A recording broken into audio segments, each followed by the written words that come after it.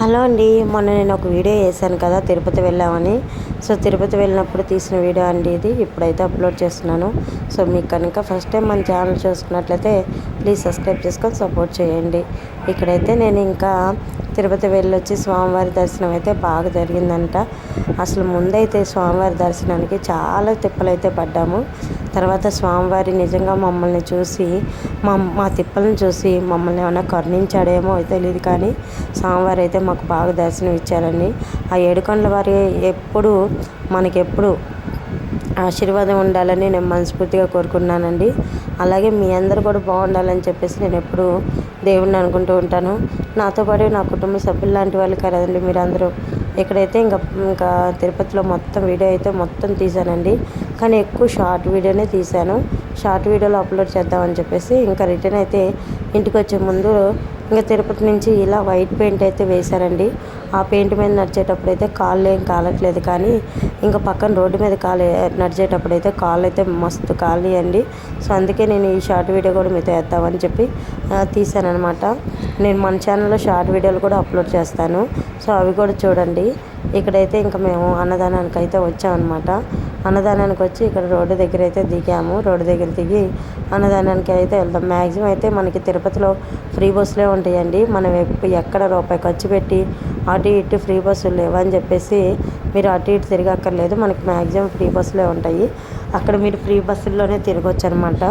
కరెక్ట్గా మనకి ఎక్కడ దిగాలి ఎక్కడ ఎక్కాలి అని బస్ స్టాప్ తెలిస్తే మనకి ఫ్రీ బస్సులు ఉంటాయి. సో మేము అలాగే ఫస్ట్ అయితే తిరుపతికి ఎప్పుడు వెళ్తూ ఉంటామండి, కానీ సింగిల్గా అయితే వెళ్ళము. ఫ్యామిలీ అందరితో వెళ్తాం అనమాట. అందువల్ల కన్ఫ్యూజ్ లేకుండా వాళ్ళు ఎటు తీసుకెళ్తే అటు వెళ్ళేవాళ్ళం. ఈసారి ఫస్ట్ టైం వెళ్ళామండి, అందుకే ఈ స్టాప్ అయితే కొంచెం తెలియలేదు ఫ్రీ బస్సు ఎక్కడానికి. తర్వాత ఫస్ట్ డే అయితే మేము ఇంకా ఆటోలో వెహికల్లో తిరిగామన్నమాట. డబ్బులు బాగానే ఖర్చని. ఇంక తర్వాత ఎందుకు ఇలా వెహికల్స్లో మనం తిరగటము, చక్కగా మనము ఈ ఫ్రీ బస్సులు ఉంటే ఎక్కడ స్టాపులు తెలుసుకుని అక్కడ ఎక్కొచ్చు కదా అనుకున్నాము. అలాగే అయితే ఇంకా ఇద్దరం అలా అయితే ఫ్రీగా ఎక్కొచ్చు. ఇంకా మేము ఇక్కడైతే ఉదయాన్నే ఇంకా వెళ్తున్నాం కదండి, ఇక్కడే టిఫిన్ చేసి వెళ్దామని చెప్పేసి కూడా ఉదయం పూట టిఫిన్ చేసాము. ఇదైతే ఆఫ్టర్నూన్ తీసిన వ్లాగ్ అండి. ఆఫ్టర్నూన్ లంచ్ టైంలో తీసింది. మనకు ఒక పచ్చడి, ఒక కర్రీ, పప్పు, రసము, సాంబారు, మజ్జిగ పోస్తారండి. అక్కడ పెడతారు పొంగలి, అది చాలా టేస్ట్గా ఉంటుందండి. నేను తినేసాను ఆ టేస్ట్. ఇంకా ఇదిగోండి ఇక్కడ చూడండి, ఇక్కడ 7 కొండలు దాటి స్వామివారిని ఎలా చేరుకోవాలనేది మ్యాప్ అయితే వేశారు అన్నదానంలో. సో అది కూడా వీడియో షూట్ చేశాను. అసలు నిజంగా ఎక్కడి నుంచి ఎక్కడికి స్వామివారిని మనం ఎన్ని కొండలు ఎక్కి దర్శించుకుంటాం అనేది ఈ మ్యాప్లో క్లియర్గా మనకు ఉంటుందండి.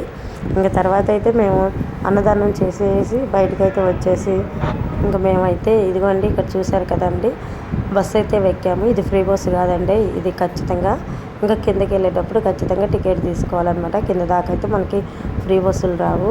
ఇక్కడైతే ఇంకా కొండ మీద మనకి నడకదారి ఉంటారు కదండి, నడకదారి భక్తులందరూ కనిపిస్తూ ఉంటారు. ఇదిగోండి బస్సు నేను మూవ్ అయ్యేటప్పుడు తీశారనమాట. ఇదిగోండి నడకదారిని ఇంతమంది వస్తున్నారు కదా, అక్కడ ఒక హ్యాండిక్యాప్డ్ ఉన్నాడండి. కనీసం ఆయనకు ₹1 వేద్దామని కూడా స్వామివారిని అంత దూరం నడుచుకుంటూ స్వామివారిని దర్శించుకోవాలనుకున్న వాళ్ళు కనీసం ఆయనకు ₹1 దానం చేస్తే ఏం పోతుంది అనిపించిందండి. ఇక్కడ ఈ బస్సు డ్రైవర్ అయితే చాలా ఎక్స్పీరియన్స్ ఉంటుంది.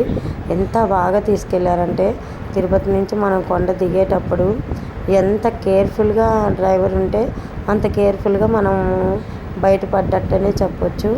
ఈ అంకుల్ కూడా మాకు బాగా పరిచయం అయ్యాడు. అన్నట్టు మేము వచ్చేటప్పుడు జూ పార్క్కి మా బాబు కోసం జూ పార్క్కి వెళ్దాం అనుకున్నాము. జూ పార్క్ దారి కూడా ఎక్కడ దిగి ఎక్కడ ఆటో ఎక్కాలని చెప్పేసి ఆ అంకులే చెప్పారనమాట. సో అందుకని చెప్పేసి ఇంకా మేము జూ పార్క్ కూడా వెళ్ళాం. ఆ వీడియో కూడా నెక్స్ట్ అప్లోడ్ చేస్తారండి. ఇంక ఇది మొత్తం తిరుపతి మనం కొండ దిగేటప్పుడు వచ్చే దారి. కొండ ఎక్కేటప్పుడు ఈజీగా ఉంటుందండి, కొండ దిగేటప్పుడే కొంచెం కష్టంగా ఉంటుంది. అది కొంచెం చూడండి, భక్తులు నడుచుకుంటూ వెళ్తున్నారు కదా, భక్తులు నడకదారిన వాళ్ళు. మేము మా బాబు పుట్టింటికలపై అయితే నేను, మా వారు, మా అక్క కొడుకు వినీత్, మా బుడ్డాడు అందరం కలిసి నడకదారిన మీద వెళ్ళి స్వామివారికి అయితే మా వారు, మా మామయ్య, మా బాబు అందరూ ఎంటికలు ఇచ్చారండి. అలాగే మా అక్క కొడుకు కూడా ఇచ్చాడనమాట. సో ఇంకా ఇప్పుడైతే నేను కత్తిర్లు అయితే ఇచ్చానండి. నా ప్రెగ్నెన్సీ అనేది పోకుండా ఉన్నట్టయితే నేను స్వామివారికి తలనీలాలు ఇద్దాం అనుకున్నాను. ఏదైనా దైవం ఆజ్ఞ లేనిదే చేయమైనా పుట్టదు అంటారు.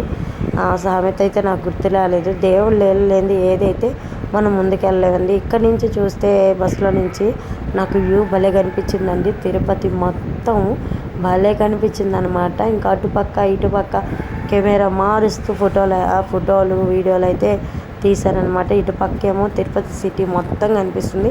మనం ఇలా బస్సులో వెళ్ళి చూసే కంటే అక్కడ నిలబడి చూస్తే మాత్రం భలే కనిపించిద్దండి. అయ్యో అనుకున్నాను నేను. మధ్య మధ్యలో ఆ చెట్లు అడ్డం రావడంతో తిరుపతి బాగా ఫుల్గా కనిపిస్తుంది, కానీ చెట్లు అడ్డం వస్తున్నాయి అని అనుకున్నా. ఇక్కడైతే మా వారు టైడ్ అయిపోయి నిద్రపోయాడండి. నిజంగా ఆయన చాలా ఓర్పుతో నిజంగా తిరుపతి మమ్మల్ని అయితే మొత్తం తిప్పాడండి. ఎక్కడ ఇసికించుకోలేదు, ఎక్కడ ఆయనకి స్ట్రెయిన్ అవ్వలేదు.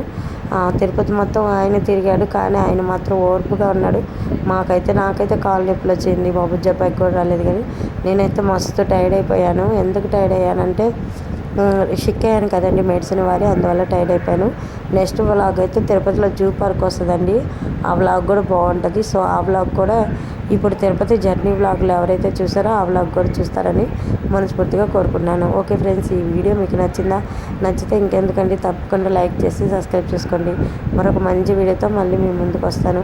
అంతవరకు బాయ్ ఫ్రెండ్స్. తిరుపతి నుంచి టైర్డ్ అయ్యి ఎలా వచ్చామనేది మీతో షేర్ చేసుకున్నాను. థ్యాంక్ యూ సో మచ్ అండి. వీడియో మొత్తం